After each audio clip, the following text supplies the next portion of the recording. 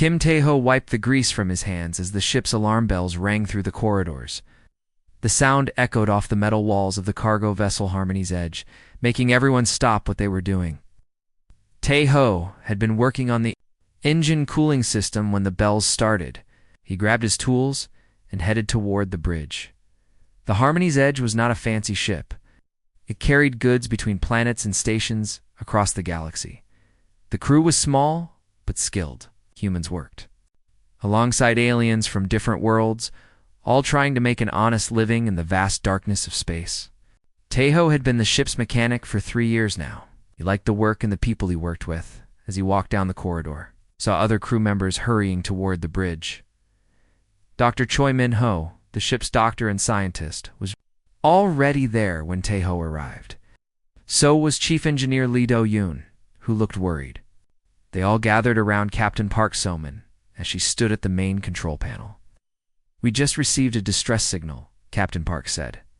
Her voice was calm but serious. "It's coming from a bioship about 6 hours away from our current position." Tae-ho knew about bioships. They were living vessels used by some alien species. Instead of metal and circuits, they were made of organic materials that could grow and heal themselves. The Velthari were famous for building such ships. They were dragon-like beings who lived in harmony with their living vessels. "What kind of distress signal?" asked Dr. Choi. Communications Officer Han Ji-woo looked up from her station. "It's unusual. The signal is not asking for mechanical help or medical aid. The message keeps repeating something about crying young ones and a mother who cannot help them." Everyone on the bridge looked confused. Captain Park frowned as she thought about what to do. The ship's regulations said they had to respond to distress calls, but this one seemed strange. "Show me the location," Captain Park ordered. Navigator Yoon Hae-jin brought up the star map on the main screen. A red dot blinked in empty space, far from any planet or station. "The signal is coming from the neutral zone. There are no other ships in that area." "How big is the vessel sending the signal?" Captain Park asked. "Very big," Yoon Hae-jin replied. "The readings show it's at least 5 times larger than our ship. It's definitely a Velthari bioship." Tae-ho had never seen a Velthari in person, but he had heard stories about them. They were massive, intelligent creatures that looked like ancient dragons from Earth's legends. They rarely asked for help from other species. If one of them was sending a distress signal, something was very wrong. "Set course for the signal," Captain Park decided. "We'll help if we can." The ship changed direction, and the crew went back to their duties. But the strange message about crying young ones stayed on everyone's mind. Tae-ho returned to his work in the engine room, but he found it hard to concentrate. Every few minutes, he would hear the distress signal being repeated over the ship's communication system. As the hours passed, the signal grew stronger. Han Ji-woo was able to clean up the message and translate it better. The words became clearer, but they also became more frightening. The Velthari mother was calling for help because her babies would not stop crying. She said their cries were killing her ship. Dr. Choi spent time researching everything he could find about Velthari biology. "They're fascinating creatures," he told the others during dinner. "The young ones are very sensitive to their environment. If they're upset, they can make sounds that affect the bioship's nervous system, like how a baby's cry makes parents want to help," asked Lee Do-yoon. "Similar, but much more dangerous," Dr. Choi replied. "The bioship is alive. If the young ones keep crying, the ship could go into shock and die. Everyone on board would die with it." The crew became quiet as they thought about this. As Tae-ho pushed his food around his plate, he had younger brothers and sisters back on Earth. He remembered how hard it was when they cried as babies. His grandmother always knew how to calm them down. She would rock them gently and sing old songs until they fell asleep. "How long have they been crying?" Tae-ho asked. "According to the message, 3 planetary cycles," Han Ji-woo answered. "That's about 6 days in Earth time." 6 days without sleep," Tae-ho said softly. "That poor mother must be exhausted." When they were still 2 hours away from the bioship, they could see it on their screens. It was enormous, like a living mountain floating in space. The ship's hull pulsed with strange lights that seemed to flash in patterns of distress. Even from a distance, they could see that something was wrong. "The bioship is drifting," Navigator Yoon Hae-jin reported.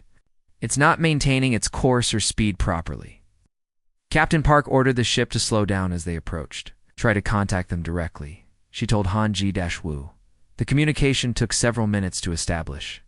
When it finally connected, a deep, musical voice filled the bridge. The voice was tired and full of pain. "I'm Salandra of the Nest of Stars," the voice said. "My children cry without end, and I cannot calm them. Their distress is killing my ship. Please, if you have any knowledge of young ones, help us." Captain Park stepped forward. "This is Captain Park Soman of the Harmony's Edge. We're here too. Help. Can you tell us what's wrong with your children?" There was a long pause before Salandra answered. "They hatched 3 cycles ago. Since then, they have not stopped their crying. I should be able to calm them with the songs of my wings. But I was injured during their birth. My wings cannot make the proper sounds. Without these sounds, they will not rest, and my ship grows weaker with each passing hour."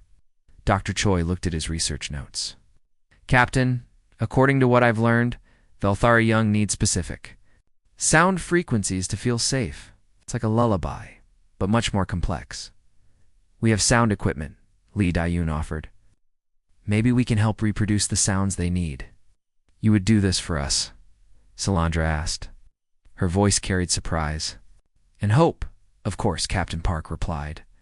"We'll dock with your ship and see what we can do." As the Harmony's Edge slowly approached the massive bioship, Taeho felt a strange feeling in his chest.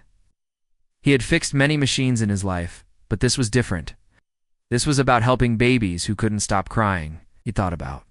His grandmother's gentle hands and soft voice. Maybe, just maybe, there was something he could do to help. The docking process was careful and slow.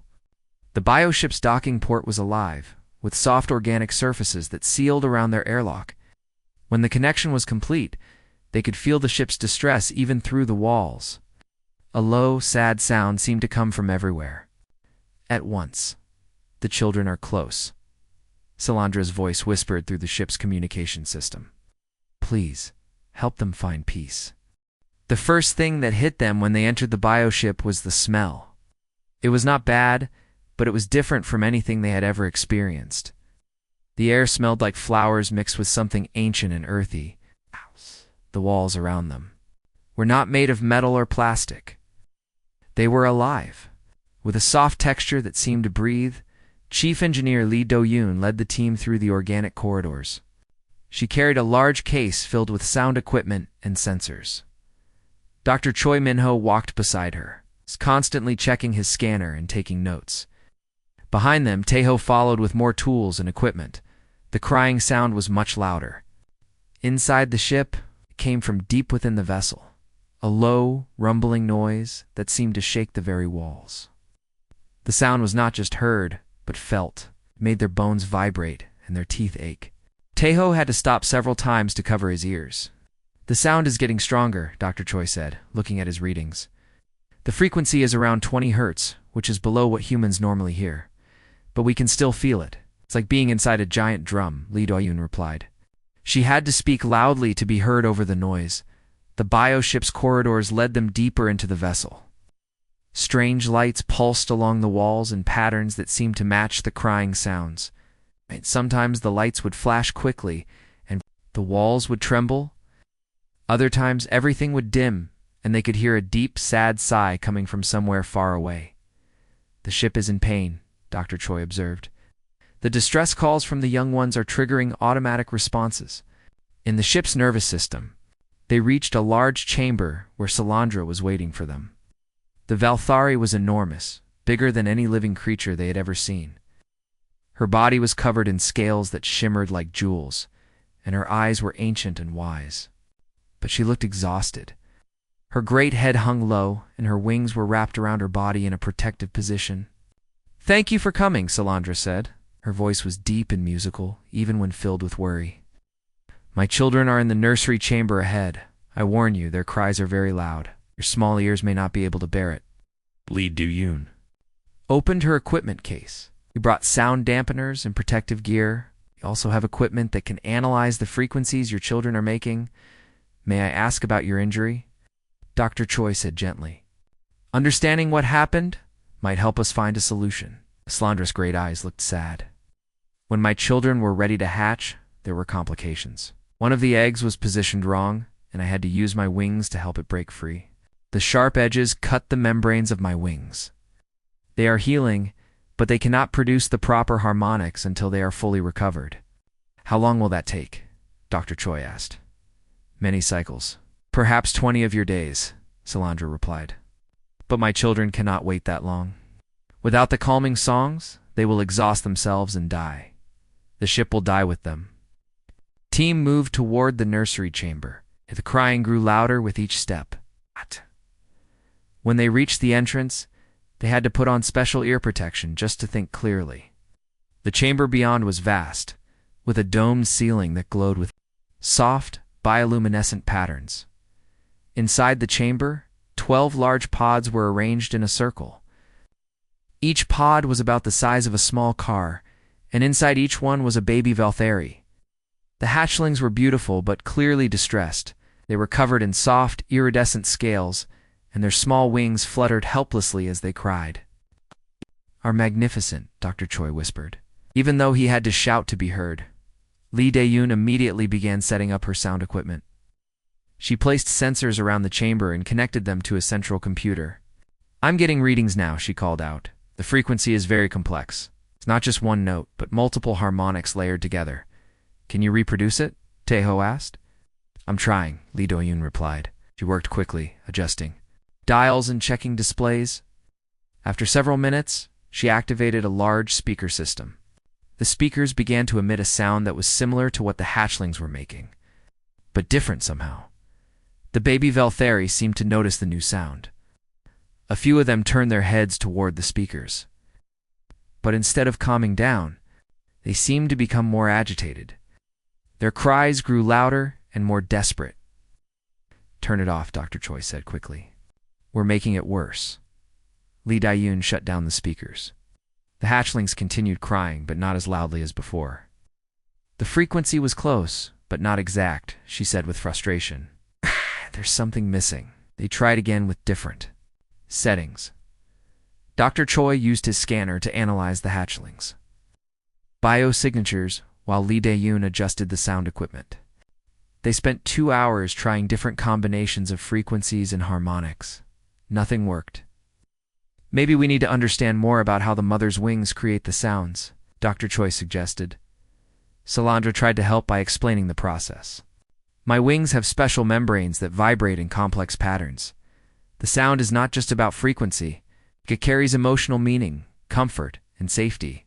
It tells the young ones that their mother is near and that they are protected." "So it's not just sound," Taeho said thoughtfully. "It's communication." "Yes," Salandra agreed. "The songs of my wings speak directly to their hearts and minds. Your machines can copy the sounds, but they cannot copy the meaning." Communications officer Han Gi-woo, who had joined them in the chamber, tried a different approach. She used the ship's advanced translation systems to convert emotional patterns into sound frequencies. "If we can understand the emotional content, maybe we can reproduce that," she said. Her equipment was more sophisticated than Lee Don's sound generators. It could analyze and reproduce very complex audio patterns. But when she tested it, the results were the same. The hatchlings noticed the sounds but were not comforted by them. "There's something we're missing," Dr. Choi said. He sat down heavily on a soft, organic bench that grew from the chamber floor. "The technology isn't enough. We need to understand something deeper about this process." Taeho walked closer to one of the pods. The baby Valthari inside was about the size of a large dog, with beautiful silver scales and tiny wings that fluttered weakly. Its eyes were closed, and it seemed exhausted from crying. Taeho felt his heart break a little seeing the small creature in such distress. "Back home, when my little sister couldn't sleep, my grandmother would hold her and rock her gently," Taeho said quietly. "She would sing old songs, but it wasn't really about the songs. It was about the feeling of being safe and loved." "The Valthari young need that same feeling," Salandra said. "But they have never experienced comfort from any being except their mother. I do not know if they could accept such comfort from another species. Has it ever been tried?" asked. Never, Salandra replied. Our young are very sensitive to the life energy of other beings. Contact with aliens could frighten them even more. The team stood in the chamber, listening to the constant crying of the 12 hatchlings. Equipment was powerful, but it wasn't working. The sounds they could produce were technically correct, but they lacked something essential. The babies needed more than just the right frequencies. They needed the feeling of safety that came from a caring presence. We need to try something different, Taeho said finally. Something that isn't just about technology. What do you mean? Lee Do-yoon asked. Taeho looked at the nearest hatchling again. The small creature's cries were growing weaker, but they were still full of distress. Maybe we need to approach this like parents, not like engineers. Dr. Choi nodded slowly. Might be right, but how do we do that safely? We don't know how. They'll react to direct contact with humans. We'll have to be very careful, Taeho replied. And we'll need Salandra's permission. The great dragon mother looked at the human mechanic with surprise and something that might have been hope. You would risk yourself for my children? They're babies, Taeho said simply, and they need help. Salandra stared at Taeho for a long moment. Her ancient eyes seemed to look deep into his soul, searching for something. The crying of her children filled the chamber, but she appeared to be thinking carefully about his request. You truly wish to approach my young ones directly? She asked. No alien has ever touched a Velthari child before. We do not know what might happen. What's the worst that could happen? Taeho asked. They might become so frightened that their hearts stop, Salandra replied honestly. Or they might reject your presence so strongly that they never calm down again. But if we do nothing, they will die anyway. Captain Park had been listening to the conversation through the communication system. Her voice came through clearly. Taeho, are you sure about this? We don't want to lose you. I'm sure, Taeho replied. I've been around. Crying babies before. Sometimes they just need someone to show them that everything will be okay. Dr. Choi stepped forward. If we're going to try this, we should monitor everything. I'll set up biosensors to track both Taeho's vital signs and the hatchling's responses. That's a good idea, Lee Do-yoon agreed. She began unpacking more equipment from her case. We should also have emergency medical supplies ready, just in case. Salandra watched the humans prepare their equipment. I will try to speak to my children through the ship's bio-network. I will tell them that you come in peace, that you wish to help them. Perhaps this will make them less afraid. The team worked quickly to set up their monitoring equipment. Dr. Choi placed sensors on Taeho's chest and wrist to track his heart rate and breathing. Lee Do-yoon positioned scanners around the nearest hatchling's pod to record everything that happened. Which one should we try first? Taeho asked. Salandra pointed to a pod near the center of the chamber. That one is my youngest daughter. She has been crying the longest, but she is also the most curious. She might be more willing to accept your presence. The baby Velthari in the pod was beautiful. Her scales were pale gold with silver edges, and her small wings were folded against her body. She was about the size of a large dog, but she looked much younger and more helpless. Her eyes were closed, and tears made wet trails down her scaled cheeks. She's crying actual tears, Taeho said softly, just like human babies do. All young creatures cry when they are afraid or need comfort, Salandra explained. It is one of the universal languages of life. Taeho removed his work gloves and set them aside. He wanted to approach the hatchling with bare hands, the way his grandmother had always touched him and his siblings when they were upset. I'm going to move slowly, he said.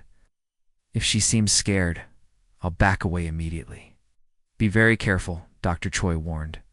We don't know how sensitive she might be to your presence. Taeho stepped closer to the pod. The hatchling's crying changed slightly when he approached. It became a little quieter, but also more uncertain. She turned her small head toward him, and for the first time, she opened her eyes.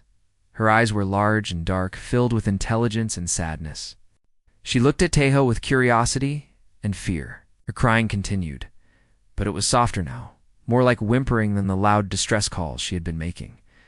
Hello, little one, Taeho said gently. I know you're scared. I know you miss your mama's songs, but I'm here to help you feel better. The hatchling tilted her head to one side as if trying to understand his words. Her crying became even quieter. Teho could see that she was exhausted from days of distress. "I'm going to reach out slowly," Teho said. "I won't hurt you. I just want to help you feel safe." He extended his hand toward the pod. The hatchling watched his movement with wide eyes. His fingers were just a few inches away from her scaled hide. She stopped crying completely. The sudden silence in the chamber was shocking after hours of constant noise. She stopped, Dr. Choi whispered. "Her bio readings show she's still alert, but the distress signals have decreased dramatically." Teho moved his hand closer until his fingertips touched the hatchling's scales. They were warm and surprisingly soft, like smooth leather that had been warmed by the sun. The baby Velthari shivered slightly at the contact, but she didn't pull away. "That's it," Teho said softly. "You're okay. You're safe." He began to stroke the hatchling's scales gently, the way he used to pet his family's old dog back on Earth. The baby dragon made a soft sound that was almost like a purr. Her eyes began to close, and her breathing became deeper and more relaxed. "It's working," Lee Do-yoon said in amazement. "The bioship's stress indicators are starting to normalize." But Teho wasn't paying attention to the equipment, entirely on the small creature in front of him. Without thinking about it, he began to hum a song his grandmother had taught him years ago. It was a simple melody, something she had learned from her own mother. The hatchling's eyes opened again when she heard the humming, but instead of fear, her expression showed wonder. She made small, chirping sounds that seemed to match the rhythm. "Of his song, she likes it," Salandra said. There was amazement in her voice. "She is trying to sing along with you."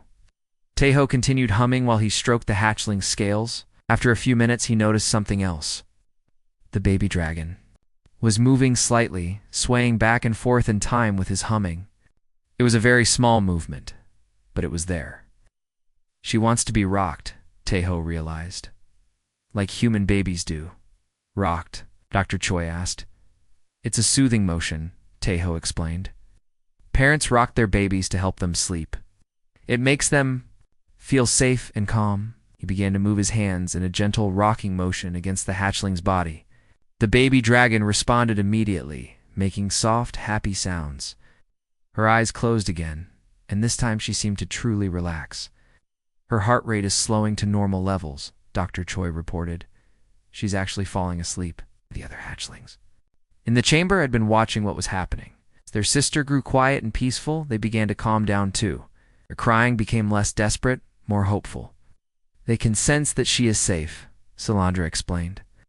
"If one of them finds comfort, the others believe that comfort is possible for them too." Teho kept rocking the little hatchling and humming his grandmother's song. Within 10 minutes, she was fast asleep. Her breathing was deep and regular, and her small body was completely relaxed. "I can't believe it," Lee Do-yoon said. "Truly. Got her to sleep. It wasn't really me," Teho replied. "It was just showing her that someone cared about her. It's what babies need most of all." The other 11 hatchlings were still crying, but their sounds were different now. They were no longer desperate wails of distress. They seemed to be calling for the same comfort their sister had received. "They want you to help them too," Salandra said. "But this will take a very long time. Can you manage to help all of them?" Teho looked around the chamber at the 11 other pods. Each one contained a baby dragon that needed comfort and rest. It would be hours of work, maybe longer. But when he looked at the peaceful expression on the sleeping hatchling's face, he knew he had to try. "I'll need help," he said. "I can't do this alone." "What can we do?" Dr. Choi asked. "You can learn what I'm doing and help me with the others," Teho replied. "This isn't about being human or alien. It's about caring for babies who need comfort." Captain Park's voice came through the communication system again. "Do whatever you need to do. We'll stay as long as it takes." Teho moved to the next pod, where another hatchling was waiting. This one was slightly larger, with scales that were deep green like ocean water. As he approached, the baby dragon stopped crying and watched him with the same curious, hopeful expression as his sister. "Hello, little one," Teho said gently. "Would you like to hear a song too?" The hatchling made a soft chirping sound as if answering yes. Teho smiled and began to hum again, reaching out to offer the same gentle comfort he had given to the first baby. One by one, he would help them all find peace. It took Teho nearly 4 hours to help all 12 hatchlings find peace. Each baby dragon was different, and each one needed a slightly different approach. Some liked faster rocking motions, while others preferred slower, gentler movements. Some responded best to humming, while others seemed to enjoy quiet talking or soft tapping sounds. The second hatchling, and the one with green scales, had been more difficult than the first. She was older and more alert, which made her more suspicious of the strange human who wanted to touch her. Teho had to sit near her pod for 20 minutes, just talking softly and letting her get used to his presence before she would let him come close enough to comfort her. Dr. Choi had been fascinated by the whole process. He took detailed notes on everything Teho did, recording the different techniques that worked for each hatchling. "It's remarkable," he said. "You're reading their individual personalities and adapting your approach accordingly." "It's the same thing you do with any baby," Teho replied as he moved to the third pod. "You pay attention to what they need and try to give it to them."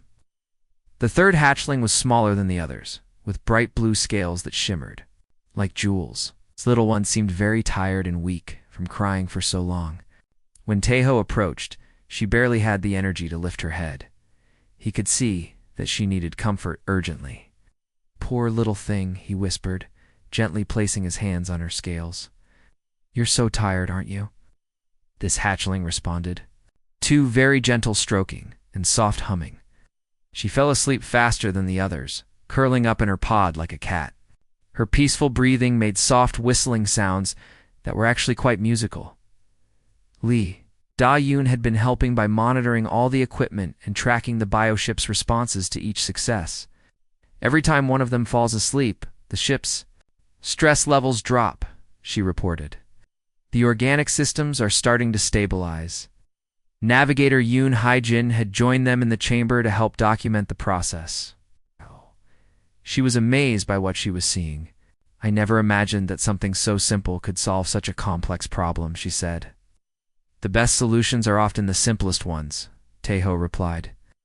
He was working with the fourth hatchling now, a sturdy little dragon with bronze-colored scales. This one seemed to like gentle tapping better than stroking. So Teho used his fingertips to create soft rhythmic patterns on her hide. As more hatchlings fell asleep, the remaining ones became easier to calm. They could sense that their siblings were safe and content, which made them more willing to trust the strange human who was helping them. The fifth hatchling was particularly interesting. She had silver scales with gold markings, and she seemed to be the most intelligent of the group. When Teho approached her pod, she actually reached out with one small claw and touched his hand first. "You're a brave one," Teho said with a smile. "You want to know what I'm all about, don't you?" This hatchling seemed to enjoy conversation more than the others. Teho spent extra time talking to her about his family back on Earth, about his work on the ship, and about anything else that came to mind. She listened intently, making small sounds that seemed like responses to his stories. Dr. Choi was particularly interested in this interaction. "She's actually communicating with you," he observed. "Look at her body language. She's engaged in what you're saying." "Babies are good listeners," Teho said. "They like the sound of friendly voices, even if they don't understand all the words." Sixth and seventh hatchlings were twins with identical purple scales. They had been crying in harmony with each other, and Teho quickly realized they needed to be comforted together.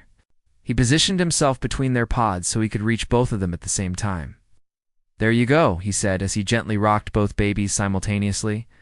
"You don't want to be separated from your sister, do you? That's okay. You can sleep together." The twins fell asleep holding each other's small claws, making soft purring sounds that harmonized beautifully.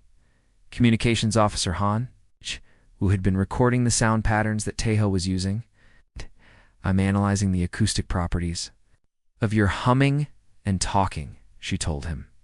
"There are some very interesting frequency patterns that seem to be universal calming signals." "My grandmother always said that love sounds the same in any language," Teho replied. The eighth hatchling had been the loudest crier of the group. She had bright red scales and a strong personality. When Teho approached her pod, She actually tried to bite his hand, though her small teeth couldn't really hurt him. "You're angry, aren't you?" Tahoe said calmly. "Don't like feeling helpless. I understand that." This hatchling required a different approach. Instead of trying to touch her immediately, Tahoe sat near her pod and began to sing instead of hum. He chose a song with a stronger rhythm, something that matched her fierce personality. Gradually, the angry little dragon began to calm down. She stopped trying to bite and started listening to the song. When she finally let Tahoe touch her, she made demanding little chirping sounds as if telling him exactly how she wanted to be comforted. "You're the boss, are you?" Tahoe laughed softly. "'Kay, I'll do it your way." The 9th and 10th hatchlings were sleepy and gentle. They had pale yellow scales and seemed to be the most peaceful of the group even when crying. They responded well to very soft humming and slow circular motions on their backs. The 11th hatchling was the largest of the group, with dark gray scales that looked almost black. She had been watching Tahoe work with all her siblings, and by the time he reached her pod, she seemed ready for his help. She actually made welcoming sounds. When he approached, "You've been waiting patiently, haven't you?" Tahoe said. "You're a good big sister, looking out for everyone else." This hatchling seemed to prefer deeper humming, closer to the natural frequency of her mother's wing songs. Tahoe lowered his voice and created sounds that were almost like a gentle growl. She responded immediately, relaxing completely and falling into a deep, contented sleep. Finally, there was only one hatchling left awake. The 12th baby was the smallest of the group, with scales that changed color from blue to green depending on the light. She had been crying the most pitifully, with small, weak sounds that broke Tahoe's heart. "And now it's your turn, little one," Tahoe said gently. "You've been waiting so long for comfort." This last hatchling was so tired that she could barely keep her eyes open. Tahoe approached her very carefully, moving slowly so he wouldn't startle her. When he finally touched her scales, she made a sound that was almost like a sigh of relief. She needed the gentlest touch of all, just barely stroking her scales with his fingertips, while humming the softest, most peaceful song he could think of. Within minutes, she was fast asleep, breathing deeply and peacefully. As the last hatchling settled into sleep, the entire chamber became quiet for the first time in days. The only sounds were the soft breathing of 12 sleeping baby dragons, and the gentle hum of the bioship's organic systems, now functioning normally again. "You did it," Dr. Choi said in amazement. You actually got them all to sleep?" Tahoe looked around the chamber at all the peaceful, sleeping hatchlings. He felt exhausted but deeply satisfied. "We all did it," he corrected. "This was a team effort." Salandra's voice came through the ship's communication system, filled with emotion. "I have no words to express my gratitude. You have saved my children's lives and the life of my ship. How can I ever repay such a gift?" "You don't need to repay anything," Tahoe replied. "Taking care of babies is what people do. Doesn't matter if they're human babies or dragon babies. They all need the same thing, someone who cares about them." The sleeping hatchlings stayed peaceful for 8 hours. During that time, the bioship Nest of Stars underwent a remarkable transformation. The distressed pulsing lights in the corridors became steady and calm. The organic walls stopped trembling, and the air itself seemed to become fresher and more pleasant. Dr. Choi had spent those 8 hours studying the bioship's recovery process. His scanners showed that the vessel's stress hormones were dropping to normal levels, and the nervous system was healing from the damage caused by days of constant distress signals. "It's amazing how quickly the ship is recovering," he told the others. "Living ships are more resilient than metal ones in some ways. Once the stress is removed, they can heal themselves very efficiently." Tahoe had dozed off in a chair near the hatchling's chamber, exhausted from hours of careful work. When he woke up, he found Salandra waiting for him. The great dragon mother had moved closer to the nursery, and she looked much better than she had when they first arrived. "The children are still sleeping peacefully," she told him. "This is the longest they have rested since they hatched. Their biosigns are strong and healthy." "That's wonderful," Tahoe said, stretching his sore muscles. "How are you feeling?" "Better," Salandra replied. When my children are calm, I can rest too. For the first time in days, my ship and I are not in constant pain. Captain Park had come aboard the bioship to check on the situation personally. She was amazed by what she saw. The corridors that had been pulsing with distress were now glowing with soft, healthy light. The air hummed with contentment instead of anxiety. "This is remarkable," she said to Salandra. "Your ship is like a completely different place now." "Ship reflects the emotional state of those who live within her," Salandra explained. "When my children were distressed, she suffered with them. Now that they are at peace, she can heal and grow strong again." Lee Dayun had been working to understand the technical aspects of what had happened. "The bioship's neural networks are incredibly complex," she told Dr. Choi. "They're more sophisticated than anything we've ever built. But they're also more sensitive to emotional states than our mechanical systems. That's both a strength and a weakness," Dr. Choi observed. "It allows for incredible responsiveness and adaptability, but it also means the ship can be overwhelmed by strong negative emotions." Salandra had requested a formal meeting with all the humans who had helped her. She wanted to discuss something important with them. They gathered in a large chamber near the nursery, where she could speak with them directly.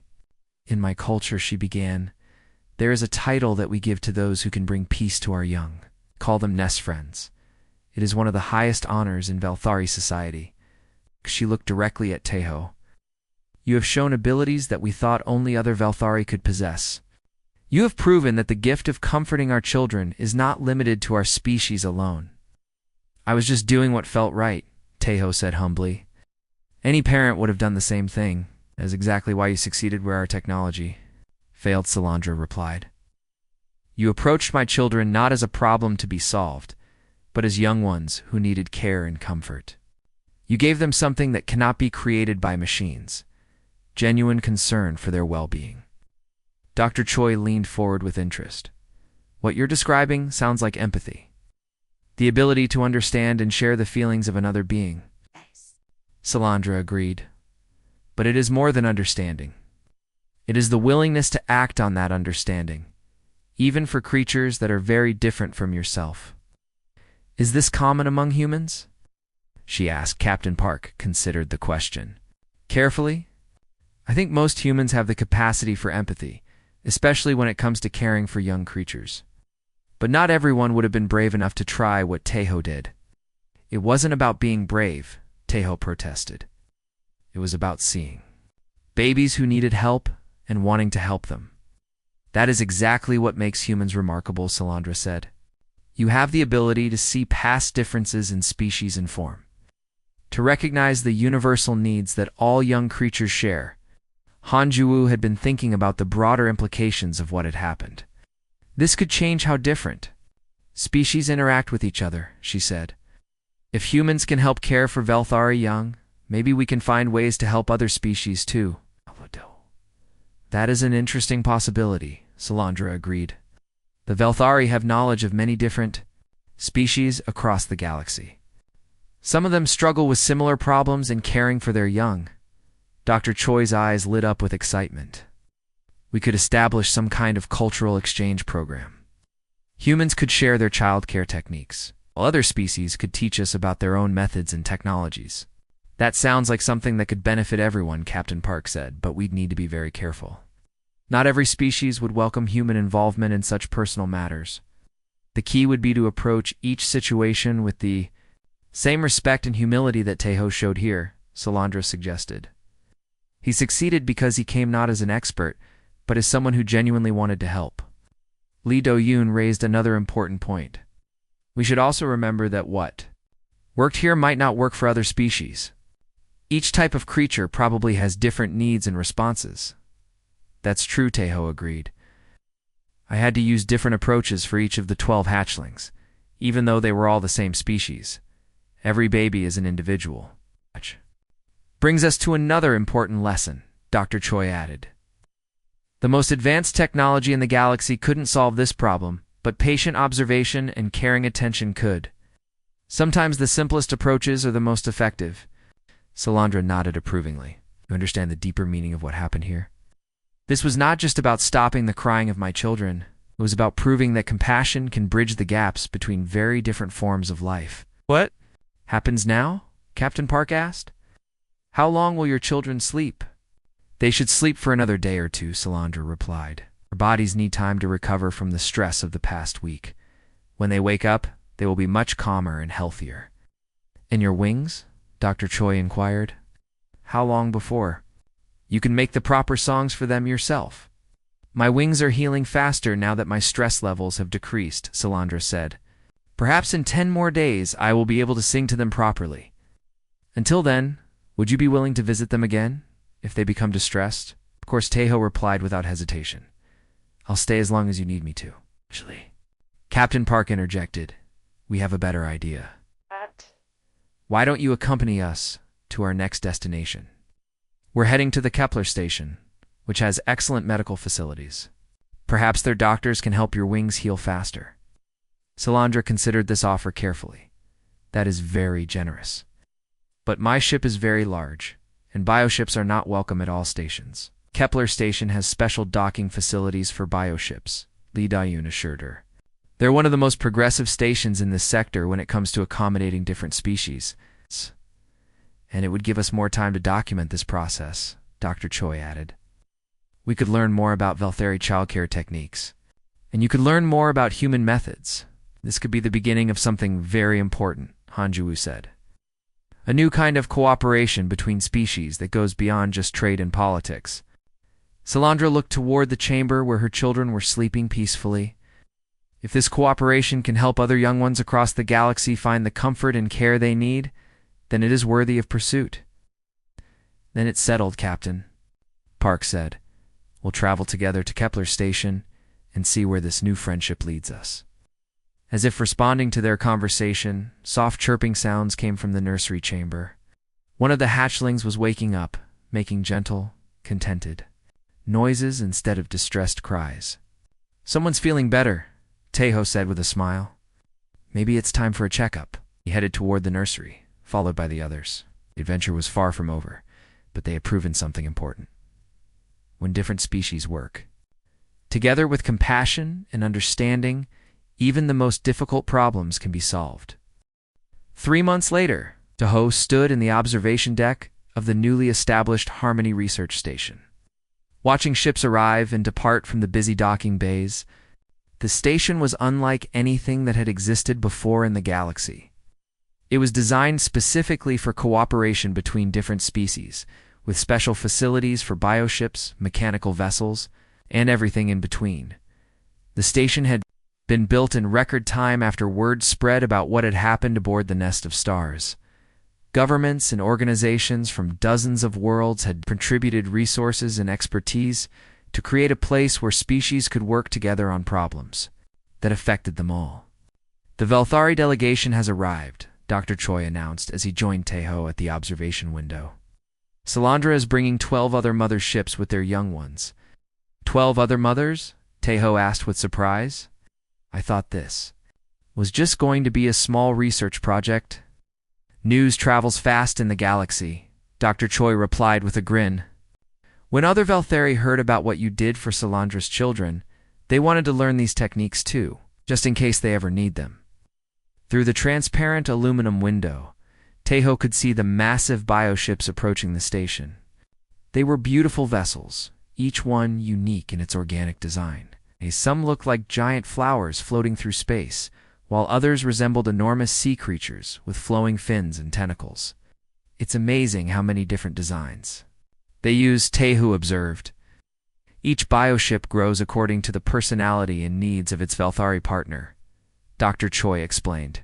No two are exactly alike, just like no two dragons are exactly alike. Captain Park joined them at the window, carrying a datapad with the day's schedule. We also have representatives coming from the crystal-based Zephyrians and the gas form. Nebulans, both species, have reported problems with their young ones that their traditional methods can't solve. More crying babies? Taeho asked. In a manner of speaking, Captain Park replied. The Zephyrian young ones create harmonic resonances that can shatter their crystal cities if they become distressed. And the Nebulan children form unstable cloud formations that can disrupt their atmospheric habitats. It sounds like the same basic problem? Teho said thoughtfully. Young creatures who can't communicate their needs effectively, and whose distress causes bigger problems for everyone around them. Lee Do-yoon approached the group, looking excited.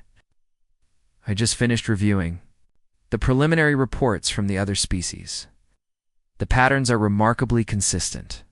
In almost every case, traditional technological solutions aren't working because they don't address the emotional needs of the young ones. So what we learned with Solandra's children might apply to completely different types of beings, Dr. Choi said. That's what we're here to find out, Captain Park replied. The research station had been designed with this purpose in mind.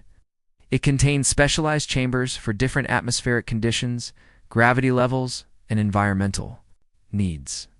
There were also advanced monitoring systems that could track the emotional and biological states of creatures from many different worlds, but the most important feature of the station was something much simpler. A team of people from various species who were willing to approach problems with patience, empathy, and genuine care for the well-being of young creatures. The first test case arrives tomorrow, Captain Park announced. A Zephyrian family whose youngest child has been creating dangerous sound frequencies for 2 weeks. Their crystal engineers can't find a technical solution. Have they tried just holding the child and showing it affection? Teho asked. Zephyrians don't typically engage in physical contact for comfort, Dr. Choi explained. Their species communicates primarily through light patterns and harmonic vibrations. But their traditional comfort methods aren't working for this particular child. Maybe we can find a way to combine their methods with some human approaches. Teho suggested, like we did with the Velthari. That's exactly what we're hoping for, Captain Park agreed. Han Ji-woo joined the conversation, carrying a communication device. I just received a message from Solandra. She wanted to let us know that her children are doing wonderfully. They've grown significantly and are showing advanced development in all areas. That's great news, Teho said with a smile. How are her wings healing? Completely recovered, Han Ji-woo replied. But here's the interesting part. Her children still respond positively to recordings of your voice and humming. They seem to have formed a permanent positive association with human presence. That's fascinating from a developmental psychology standpoint, Dr. Choi said. It suggests that early positive contact with other species can create lasting bonds that transcend biological boundaries. It also means that the children might be more open to accepting help from other species in the future, Lee Da-yoon added. This could be important for building long-term cooperative relationships between different worlds. Navigator Yoon Hai-jin arrived with another update. The Nebulan delegation will be here next week. They're bringing 3 families whose children are having atmospheric stability problems. Gas-form children, Teho mused. That's going to be interesting. How do you comfort a baby made of clouds? Very carefully, I imagine, Dr. Choi replied. But the basic principles should be the same. Patience, observation, and genuine care for their well-being. We'll also need to develop new techniques, Captain Park added. What works for solid creatures might not work for gas-form beings. That's what makes this research so exciting. Teho looked around at his colleagues, all of whom had become experts in their own right at interspecies childcare. It was strange to think that his simple act of comforting crying alien babies had led to all of this. Do you ever regret getting involved in all this? Captain Park asked him. You could have stayed a ship's mechanic and lived a much simpler life. No regrets, Teho replied firmly. This work is important, and besides, I'm still a mechanic at heart. I just fix different kinds of problems now. Crying baby problems, Lee Da-yoon said with a laugh. The most important problems in the galaxy, Teho replied seriously. If we can't take care of our children, what's the point of having advanced technology or exploring the stars? A new communication came through Han Ji-woo's device. Another request for assistance, she announced. It's time from a species called the dendrons. They're plant-based beings whose seedlings have stopped growing properly. Not exactly crying babies, Dr. Choi observed, but still young ones who need help. Same thing, Teho said. Different package, same basic need. They need someone who cares about them and wants to help them thrive. As they watched more ships arriving at the station, each bringing families with young ones who needed help, Teho reflected on how much had changed since that first distress call from Salandra. What had started as a simple emergency response had become something much bigger. A new way for different species to work together and support each other. You know what the best part is? Tejo said to his friends. We're not just solving problems, we're building relationships. These children are going to grow up knowing that beings from other worlds cared enough to help them. That's going to make the galaxy a much more connected place, a much safer place for everyone's children, Captain Park added. That's what really matters, Tejo agreed. Making sure all the babies in the galaxy have someone who cares about them, no matter what they look like or where they come from. In the distance, they could see Salandra's bioship approaching the station, its organic hull pulsing with healthy, happy colors. Somewhere inside that ship, 12 young dragons were growing strong and healthy, carrying with them the memory of a human mechanic who had cared enough to rock them to sleep when they needed comfort most. Ready for another day of baby care? Koa asked with a grin.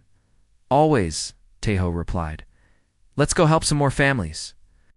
As they walked toward the docking bays to greet the new arrivals, Tejo hummed the same simple song his grandmother had taught him years ago. It was a song about love and comfort and care, and now it was being heard by creatures from across the galaxy. Some things, he realized, truly were universal.